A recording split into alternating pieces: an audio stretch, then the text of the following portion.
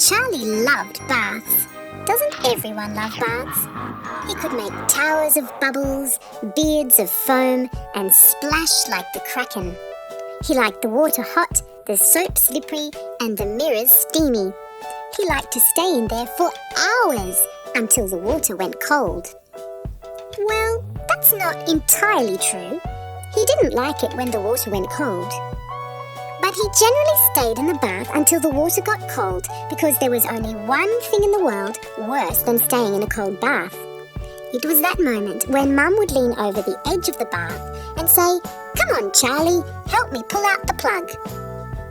"Come on, Charlie."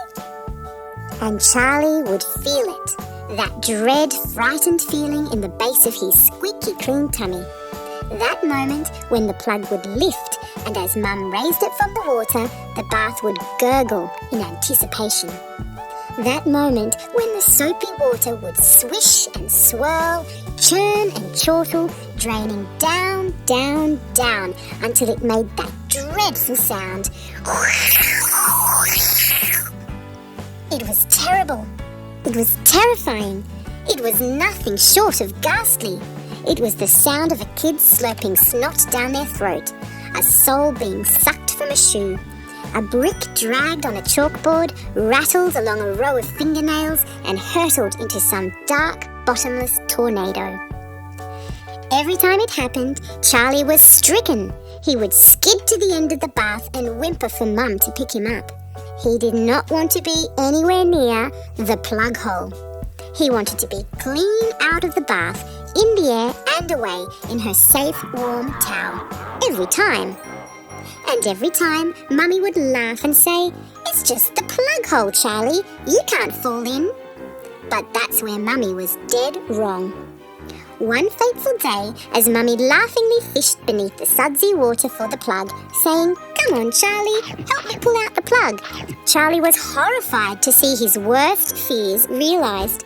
As she leaned with her hand into the water and began to lift the black, lifeless plug from the plug hole, there was an almighty groaning, gurgling sound. The sink slipped. Before anybody knew what was happening, Mummy was sucked down, down, right into the plug hole.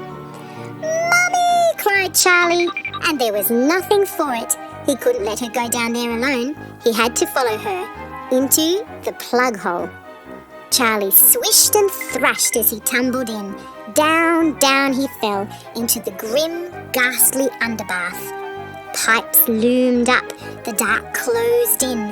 Charlie heard the strangest sounds, creaking and clatters, grumbles and whines.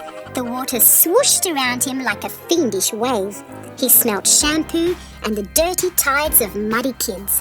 "Mum!" he called. Way down in the distance, he thought he saw a flash of his mother's hair, but it was too fast and fleeting. She was too far ahead. Before he knew it, lickety-split, he met a bend in the pipe. Whoosh! He slipped helter-skelter, flim-flam, clap-trap, pell-mell, down the metal pipes. The water surged, rumble-tumble, clinkety-clank, higgledy-piggledy, flap-doodle, hurly-burly, topsy-turvy, down, down, down, cascading through the pipes with him. Suddenly he tumbled headlong into an S-curve. There was a surge of suds, a whiff of downpipe, a skid and a slip, a spill and a dip. Charlie nosedived into a plummet and plunged 100 metres in 2 seconds flat. "Whee!" he cried. It was really quite fun. Almost exactly like a water slide, only cosier and with warm, nice-smelling water. There was a flash of brightness and Charlie was shot into the air and into the light of day. He landed with a splash into the sea, and there, bobbing beside him with the biggest smile on her face, was Mum. And there was a pod of dolphins nearby, and a rainbow to boot. "Where are we?" said Charlie in wonder. "We've just landed in the sea," laughed Mum. "All plug holes lead to the sea." And they played with the friendly dolphins till it was bedtime. No bath needed.